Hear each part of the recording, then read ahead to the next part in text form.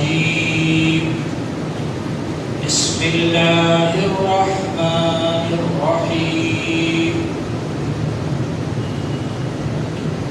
قل إني أخاف إن عصيت ربي عذاب يوم عظيم من يصرف عنه يومئذ فقد رحمه وذلك الفوز المبين وإن يمسسك الله بضر فلا كاشف له إلا هو وإن يمسسك بخير فهو على كل شيء قدير وهو القاهر فوق عباده وهو الحكيم الخبير.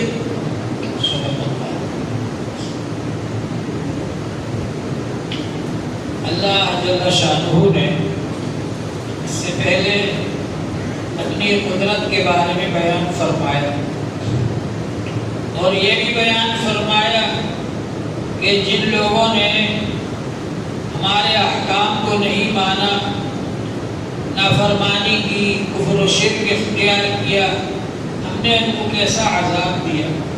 یہ جا کر دیکھ لو ان بستیوں میں جن بستیوں میں وہ لوگ رہا کرتے تھے، آج بھی ان پر جو عذاب نازل ہوا اس کے آثار اور نشانات موجود ہیں۔ اور اللہ تعالی نے یہ بھی بیان فرمایا کہ اللہ تعالی نے اپنے اوپر رحمت کو لازم کر لیا ہے، یعنی اللہ تعالی رحم و کرم کرنے والے ہیں، مہربانی کرنے والے ہیں، فضل کرنے والے ہیں، اللہ تعالی رحم فرماتے ہیں۔ اب یہاں پر یہ بتلا رہے ہیں کہ حضور پاک صلی اللہ علیہ وآلہ وسلم سے اللہ جل شانہ نے ارشاد فرمایا قل انی اخاف ان عصیت ربی عذاب یوم عظیم، آپ کہہ دیجئے بے شک میں ڈرتا ہوں اگر میں نافرمانی کروں اپنے رب کی تو بڑے دن کے عذاب سے ڈرتا ہوں۔ ظاہر ہے کہ حضور پاک صلی اللہ علیہ وآلہ وسلم معصوم ہیں، سب انبیاء علیہ السلام معصوم ہیں، اور ان سب کے سردار حضور پاک صلی اللہ علیہ وآلہ وسلم سب نبیوں کے سردار ہیں اور سب معصوموں کے سردار۔ اس لیے حضور پاک صلی اللہ علیہ وآلہ وسلم سے کوئی گناہ صادر ہو ہی نہیں سکتا۔ ناممکن ہے کہ حضور پاک صلی اللہ علیہ وآلہ وسلم سے کوئی غلطی ہو، کوئی گناہ ہو، اللہ کی نافرمانی ہو، نعوذ باللہ کفر اور شرک ہو، یہ ہو ہی نہیں سکتا رسول پاک صلی اللہ علیہ وآلہ وسلم سے۔ پھر بھی اللہ تعالی نے حضور صلی اللہ علیہ وسلم کو یہ حکم فرمایا آپ ان لوگوں سے کہہ دیجئے کہ اگر میں بھی میرے رب کی نافرمانی کروں تو مجھے بھی یہ ڈر ہے کہ بڑے دن کا عذاب مجھ پر نہ ہو جائے۔ مجھ کو بھی اندیشہ ہے، ڈر ہے، خطرہ ہے۔ کبھی ایسا ہوتا ہے کہ ساس کو ڈانٹا جاتا ہے اور بہو کو سنانا مقصد ہوتا ہے۔ ساس کو ڈانٹتے ہیں کہ ایسا مت کرنا ورنہ بہت سخت سزا دیں گے، تاکہ بہو سن لے اور سمجھ جائے کہ جب ساس کو سزا مل سکتی ہے تو ہمیں بھی مل سکتی ہے۔ تو یہاں پر اصل میں امت کو بتانا ہے، امت کو سنانا ہے، ایمان والوں کو سنانا ہے، ایمان والوں کو بتانا ہے کہ جب رسول پاک صلی اللہ علیہ وآلہ وسلم یہ فرما رہے ہیں کہ اگر خدا نہ خواستہ میں بھی نافرمانی کرنے لگوں اللہ تعالیٰ کی اور مجھ سے بھی کوئی اللہ تعالیٰ کے حکم کے خلاف کوئی کام سرزد ہو جائے اور اللہ تعالیٰ کی مرضی کے خلاف کوئی کام سرزد ہو جائے جس سے کہ اللہ تعالیٰ نعوذ باللہ ناراض ہو تو مجھے بھی سزا مل سکتی ہے۔ جب مجھے بھی سزا مل سکتی ہے تو تم کو کتنا ڈرنا چاہیے. جب اللہ جل شانہ کی سزا سے میں بھی ڈرتا ہوں تو تم کو کتنا ڈرنا چاہیے, بہت زیادہ ڈرنا چاہیے ایمان والوں کو. یہ سنانا مقصد. من یصرف عنہ یومئذ فقد رحمہ, جس سے عذاب دور کر دیا گیا اس دن تو یقیناً اس پر اللہ کی رحمت ہو گئی. وذالک الفوز المبین, اور یہی ہے بڑی کامیابی. بڑی کامیابی یہ ہے کہ آدمی اللہ کے عذاب سے بچ جائے اور اللہ جل شانہ کی رحمت کا مستحق ہو جائے. جو شخص اللہ کے عذاب سے بچ گیا اور اللہ کی رحمت کا مستحق ہو گیا تو وہ کامیاب ہو گیا. اور یہ کامیابی کھلم کھلا ہے, ظاہر ہے, اس میں کوئی شک شبہ نہیں ہے. واضح کامیابی ہے, صاف ستھری کامیابی ہے یہ. وَإِن يَمْسَسْكَ اللَّهُ بِضُرٍّ فَلَا كَاشِفَ لَهُ إِلَّا هُوَ. اب یہاں پر ایک اور بات بتلا رہے ہیں. بات یہ بتلا رہے ہیں کہ اگر اللہ جل شانہ کسی کو فائدہ پہنچانا چاہے تو اس کو کوئی بھی روک نہیں سکتا, اور اگر اللہ جل شانہ کسی کو عذاب دینا چاہے تو اس کو کوئی بچا نہیں سکتا. دنیا کے اندر بھی اللہ جل شانہ جس کو کوئی نعمت دینا چاہے تو اس کو کوئی روک نہیں سکتا, اور اگر اللہ تبارک و تعالی کسی کو کوئی نقصان پہنچانا چاہے تو اس کو کوئی بچا نہیں سکتا. ایک موقع پر حضرت عبداللہ ابن عباس رضی اللہ تعالی عنہ سے فرمایا رسول پاک صلی اللہ علیہ وآلہ وسلم نے کہ اذا سألت فاسأل اللہ, جب تمہیں مانگنا ہو تو اللہ سے مانگو. وَإِذَا اسْتَعَنْتَ فَاسْتَعِنْ بِاللَّهِ, اور جب مدد مانگنا ہو تو اللہ سے ہی مدد مانگو. اللہ تبارک و تعالی نے جو تمہارے لیے لکھ دیا, جو تم کو ملنے والا ہے, اس کو کوئی روک نہیں سکتا, تم سے ہٹا نہیں سکتا. اور اللہ تعالی نے جو تمہارے لیے نہیں لکھا اور جو تم کو نہیں ملنے والا ہے وہ کوئی تم کو دے نہیں سکتا. اور اللہ تبارک و تعالی اگر تم کو کوئی نعمت دینا چاہے تو اس کو کوئی نہیں روک سکتا, اور اللہ جل شانہ اگر کوئی عذاب دینا چاہے, کوئی پریشانی دینا چاہے, کوئی مصیبت دینا چاہے, اس کو کوئی ہٹا نہیں سکتا. تو اس پر آدمی کو یقین ہونا چاہیے. اللہ تعالی نے فرمایا وَإِن يَمْسَسْكَ اللَّهُ بِضُرٍّ فَلَا كَاشِفَ لَهُ إِلَّا هُوَ. اگر آپ کو اللہ تعالی کوئی تکلیف پہنچانا چاہے, کوئی نقصان پہنچانا چاہے, کوئی پریشانی اور مصیبت پہنچانا چاہے, فَلَا كَاشِفَ لَهُ, تو اس مصیبت کو دور کرنے والا کوئی نہیں, اس مصیبت کو ہٹانے والا اور اس سے بچانے والا کوئی نہیں ہے, الا ہو, سوائے اس کے. اللہ تبارک و تعالی ہی اس مصیبت کو دور کرنے والا ہے. لہذا اسی سے دعا کرنا چاہیے کہ اللہ تعالی یہ مصیبت ہم سے دور کر دیجیے, اس مصیبت کو ہم سے ہٹا دیجیے, اس پریشانی کو ہم سے ہٹا دیجیے. اللہ جل شانہ سے ہی دعا کرنا چاہیے. اس کی مثال دی بزرگوں نے کہ اگر ماں بچے کو تماچا مارے تو وہ بچہ کہیں بھاگ کر نہیں جاتا بلکہ وہ ماں سے ہی جھک جاتا ہے, کیونکہ وہ اس بات کو جانتا ہے کہ اس مصیبت سے نجات کبھی ملے گی جبکہ ماں کے پاس ہی جائیں. تو اسی طرح سے انسان کو اگر کوئی مصیبت آئے, کوئی پریشانی آئے تو اس کو بھی اللہ تعالیٰ کی طرف ہی رجوع کرنا چاہیے, اللہ تعالیٰ سے ہی دعا کرنا چاہیے کہ اللہ تعالیٰ اس مصیبت کو اور اس پریشانی کو دور فرما دیجیے. ایک بزرگ نے کہا کہ اگر کوئی باپ اپنے لڑکے کو نکال دے گھر سے اور لڑکا سب کے پاس جا رہا ہے پیر صاحب سے بھی کہہ رہا ہے کہ صاحب میری سفارش کر دیجئے، امام صاحب سے بھی کہہ رہا ہے کہ میری سفارش کر دیجئے میرے ابا کے سامنے، تاکہ وہ مجھے دوبارہ بلا لیں، دوبارہ رکھ لیں۔ استاد صاحب سے بھی کہہ رہا ہے، لیکن وہ اس کے والد یہ کہتے ہیں کہ بھائی میرا سابقہ تو اسی لڑکے سے پڑے گا، وہ لڑکا خود میرے پاس آئے اور 2 لفظ کہے کہ مجھ سے غلطی ہو گئی اور اب آئندہ میں ایسا کام نہیں کروں گا، اگر وہ معافی مانگ لے تو میں اس کو رکھ لوں گا۔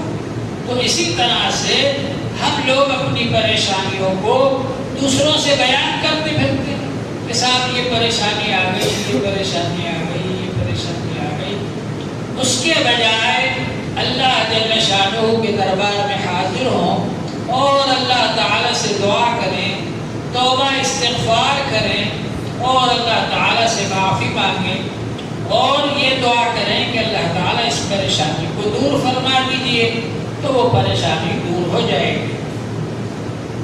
ہمارے والد صاحب رحمۃ اللہ علیہ کے پاس کوئی آدمی آتا تھا کہ صاحب یہ پریشانی ہے، یہ بیماری ہے، دعا کر دیجئے، تو والد صاحب ایک تو صدقہ بتاتے تھے کہ بھائی صدقہ کرو، اور صدقہ بھی بہت ہلکا پھلکا بتاتے، آسان بتاتے کہ بھائی جہاں چیٹیاں رہتی ہیں وہاں پر آٹا اور شکر ملا کر رکھ دو تو چیٹیاں بھی کھا لیں گی، یا روٹی پکا کر کے کسی غریب کو دے دو، یا کوئی نہ ملے تو کتے کو کھلا دو، یا کوئی بکری ہو اس کو کھلا دو۔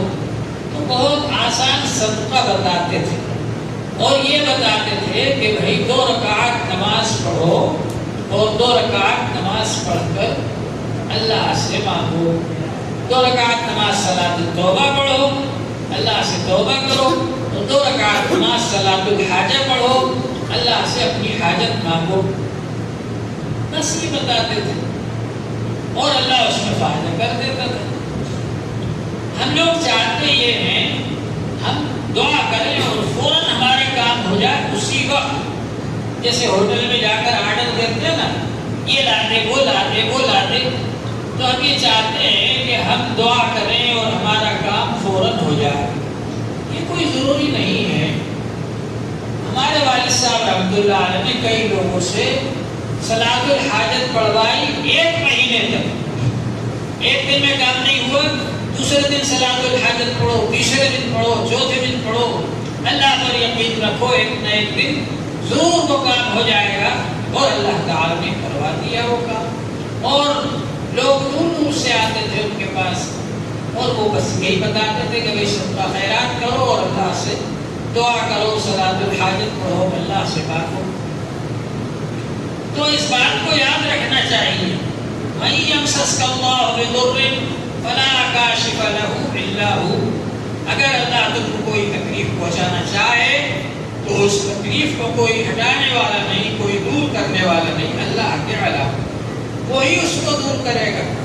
وَإِن يَمْسَسْكَ بِخَيْرٍ، اور اگر اللہ تعالیٰ تم کو کوئی بھلائی پہنچانا چاہے، فائدہ پہنچانا چاہے، تو وہ ہر چیز پر پوری قدرت رکھتا ہے۔ اگر وہ فائدہ پہنچانا چاہے اور دوسرا چاہے کہ آپ کو یہ فائدہ نہ پہنچے تو ایسا نہیں ہوگا۔ اللہ تعالیٰ جس کو جو فائدہ پہنچانا چاہتے ہیں اس فائدے کو کوئی نہیں روک سکتا۔ لہذا اگر یہ عقیدہ پختہ ہو جائے تو ہمارے بہت سارے جھگڑے ختم ہو جائیں۔ ہم سمجھتے ہیں کہ فلاں آدمی نے ہمارا فلاں نقصان کر دیا، فلاں آدمی نے ہم کو فلاں تکلیف پہنچا دی، یہ سب اللہ تعالیٰ کی طرف سے ہوتا ہے۔ انسان اللہ تعالیٰ سے اپنا تعلق جوڑے تو انشاءاللہ تعالیٰ اس کو فائدہ ہوگا۔ وَهُوَ الْقَاهِرُ فَوْقَ عِبَادِهِ، اور اللہ تعالیٰ غالب ہے اپنے بندوں پر، اپنے بندوں پر غالب ہے، زبردست ہے، بہت بڑی قدرت والا ہے، بہت بڑی طاقت والا ہے۔ اللہ تبارک و تعالیٰ جو کرنا چاہے گا وہی ہوگا، اللہ تعالیٰ جو نہیں کرنا چاہے وہ نہیں ہوگا۔ وَهُوَ الْحَكِيمُ الْخَبِيرُ، اور اللہ تعالیٰ بڑی حکمت والے ہیں اور بہت خبر رکھنے والے ہیں۔ جو بھی کام ہوتا ہے وہ حکمت کے مطابق ہوتا ہے۔ حدیث پاک میں آتا ہے کہ انسان جب دعا کرتا ہے تو کبھی تو ایسا ہوتا ہے کہ جو دعا کری وہی مل جاتا ہے، کبھی ایسا ہوتا ہے کہ جو دعا کری وہ تو نہیں ملا لیکن اس سے اچھی کوئی نعمت اللہ تعالیٰ عطا فرما دیتے ہیں، کیونکہ حکمت کا تقاضا ہوتا ہے کہ جو چیز مانگ رہا ہے وہ نہ دی جائے بلکہ دوسری چیز دے دی جائے، تو دوسری چیز اللہ تعالیٰ عطا فرما دیتے ہیں۔ کبھی ایسا ہوتا ہے کہ انسان جو چیز مانگ رہا ہے وہ بھی نہیں ملی اور دوسری کوئی چیز بھی نہیں ملی، لیکن اس پر کوئی مصیبت آنے والی تھی، اللہ تعالیٰ کو معلوم تھا، اللہ تعالیٰ عالم الغیب ہے، تو اللہ تعالیٰ اس مصیبت کو دور فرما دیتے ہیں۔ جو مصیبت اس پر آنے والی تھی اس کی دعا کی برکت سے، جو دعا اس نے کی وہ نہیں ملا، دوسری کوئی اور نعمت بھی نہیں ملی، لیکن اللہ تعالیٰ نے اس مصیبت کو دور فرما دیا جو اس پر آنے والی تھی۔ یہ تیسرا طریقہ ہے دعا کے قبول ہونے کا۔ چوتھا طریقہ یہ ہے کہ جو مانگا وہ بھی نہیں ملا، اس سے اچھی کوئی نعمت بھی نہیں ملی اور کوئی مصیبت بھی دور نہیں ہوئی، لیکن اس دعا کو اللہ جل شانہ نے اپنے پاس ذخیرہ بنا کر رکھ لیا۔ قیامت کے دن جب وہ بندہ اللہ تعالیٰ کے دربار میں پہنچے گا تو وہاں پہنچنے کے بعد اللہ تعالیٰ اس سے فرمائیں گے تو نے یہ دعا کی تھی، اس وقت تو تجھے ایسا لگا کہ قبول نہیں ہوئی، لیکن یہ دعا کی وجہ سے ہم نے تیرے لیے اتنا اجر و ثواب مقرر کر رکھا ہے۔ جب بندہ یہ دیکھے گا کہ اس دعا کی وجہ سے ہمیں اتنا زیادہ اجر و ثواب مل رہا ہے تو وہ یہ سوچے گا کاش میری کوئی بھی دعا قبول نہ ہوتی دنیا میں اور ساری دعائیں میرے لیے یہاں پر ذخیرہ بنا کر رکھ لی جاتی تو اس کا اجر و ثواب مجھے آج مل جاتا۔ تو اللہ جل شانہ بڑی حکمت والے ہیں، حکمت اور مصلحت کو دیکھتے ہوئے انسان کی دعا کو قبول فرماتے ہیں۔ کبھی کسی مصیبت پہنچنے میں حکمت ہوتی ہے، کبھی کوئی نعمت ملنے میں حکمت ہوتی ہے۔ ایک بادشاہ تھا، اس کا ایک وزیر تھا، بادشاہ کے دربار میں بہت ساری تلواریں آئی بکنے کے لیے، بادشاہ کو دکھا رہے تھے وہ تلوار والے، دیکھتے دیکھتے ایک تلوار پر جب ہاتھ پھیرا اس کی دھار پر انگلی کٹ گئی، بادشاہ خیر علاج ہوا، خون بند ہو گیا۔ اب کچھ دنوں کے بعد میں بادشاہ کو اس پر غصہ بھی آیا وزیر پر کہ یہ اس کی وجہ سے میرا ہاتھ کٹ گیا، تو اس کو جیل میں بند کر دیا وزیر کو۔ اب کچھ دنوں کے بعد میں بادشاہ گیا شکار کھیلنے کے لیے، تو شکار کھیلتے کھیلتے وہ دوسرے راجا کے حکومت میں چلا گیا اور وہاں پر جا کر کے ان لوگوں کے ہاتھوں گرفتار ہو گیا۔ اور اس زمانے میں دیوی دیوتاؤں پر بھیٹ چڑھایا جاتا تھا، تو وہ لوگ تلاش کر رہے تھے کہ کوئی اچھا آدمی مل جائے، صحت مند اور خوبصورت اور اچھا، تو اس کو وہاں بھیٹ چڑھانے۔ چنانچہ ایسا ہوا کہ بادشاہ کو گرفتار کر ہی لائے تھے، دیکھا بہت بہترین ہے، اس کو لے گئے بھیٹ چڑھانے کے لیے، لیکن بھیٹ چڑھانے سے پہلے دیکھا جاتا ہے کہ صحیح سالم ہے یا نہیں، کوئی عیب تو نہیں ہے اس میں۔ تو جب دیکھا کہ اس کی انگلی کٹی ہوئی ہے تو اس کو چھوڑ دیا۔ ہاں، بادشاہ نے جو وزیر کو گرفتار کیا تھا، جیل میں ڈالا تھا، اس کی وجہ یہ تھی کہ وزیر ہر بات میں سبحان اللہ کہا کرتا تھا۔ چنانچہ جب بادشاہ کی انگلی کٹی، تلوار پر انگلی پھیرتے وقت تو وزیر کی زبان سے نکلا زور سے سبحان اللہ. تو بادشاہ کو بڑا غصہ آیا کہ میری تو انگلی کٹ گئی اور یہ سبحان اللہ کہہ رہا ہے. تو اس کو جیل میں ڈال دیا. اب اس کے بعد میں جب بادشاہ چھوٹ کر کے آیا وہاں سے تو اس نے کہا کہ وزیر نے بالکل صحیح سبحان اللہ کہا تھا. اگر انگلی کٹی ہوئی نہ ہوتی تو وہ لوگ مجھے ہیٹ چڑھا دیتے. تو صحیح کہا تھا بادشاہ وزیر نے سبحان اللہ. لہذا وزیر کو جیل میں سے نکلوایا اور نکلوانے کے بعد میں کہا کہ وزیر یہ تو میری سمجھ میں آ گیا کہ میری انگلی کٹنے میں اللہ کی طرف سے حکمت اور مصلحت تھی کہ میری جان بچ گئی.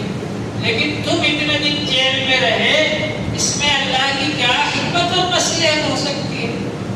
تو وزیر نے کہا اگر میں جیل میں نہیں ہوتا تو آپ کے ساتھ ہی جاتا میں اور وہ لوگ آپ کو تو چھوڑ دیتے اور مجھے پھینک چڑھا دیتے.